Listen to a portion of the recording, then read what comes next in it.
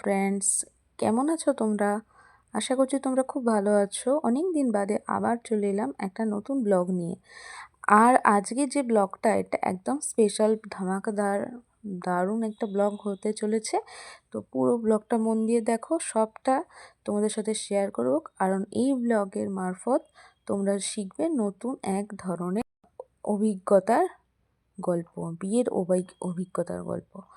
আমরা যেভাবে জানি যে বাঙালি মতে যেভাবে বিয়ে হয়, এই বিয়েটা ঠিক সেই রকম না।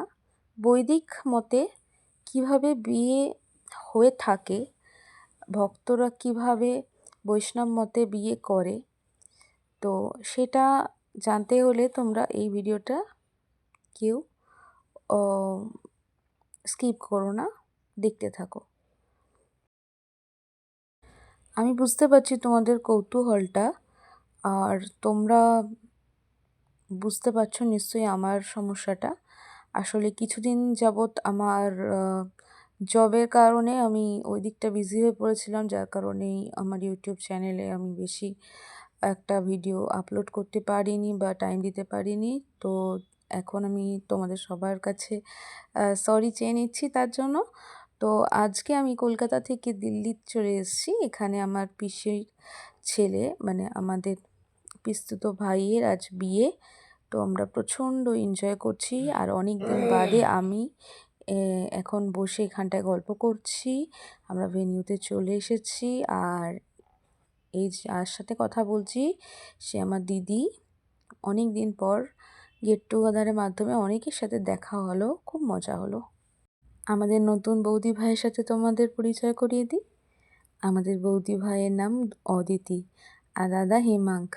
হেমাঙ্ক দাদা অদিতির এই শুভ দাম্পত্য জীবন অনেক সুখের হোক, এই প্রার্থনাই করব ঈশ্বরের কাছে। তোমরা ওদেরকে অনেক আশীর্বাদ করো, যাতে ওরা সমস্ত ঝড়ঝাপটা কাটিয়ে খুব সুন্দরভাবে নিজেদের দাম্পত্য জীবনটা সুখের বানাতে পারে। তোমাদের আশীর্বাদ খুব প্রয়োজন। আর এদিকে দেখো, পুরোহিত মশাইও চলে এসেছেন। তো এখানে সমস্ত যা বিয়ের রিচুয়ালসগুলো আছে সেগুলো এখানে করা হবে এক এক করে।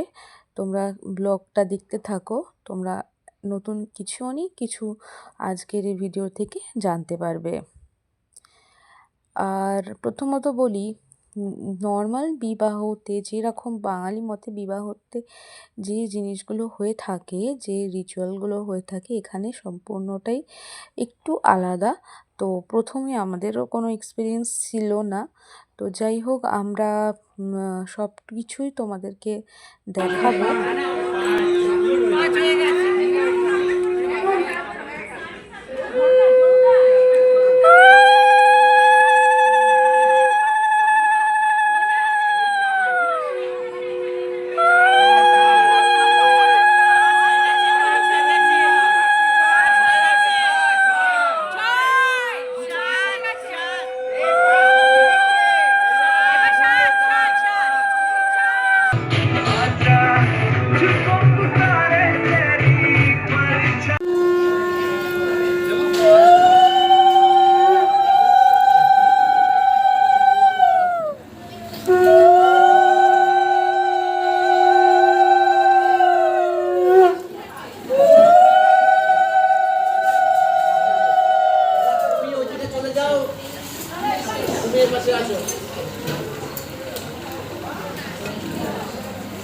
चेंज कर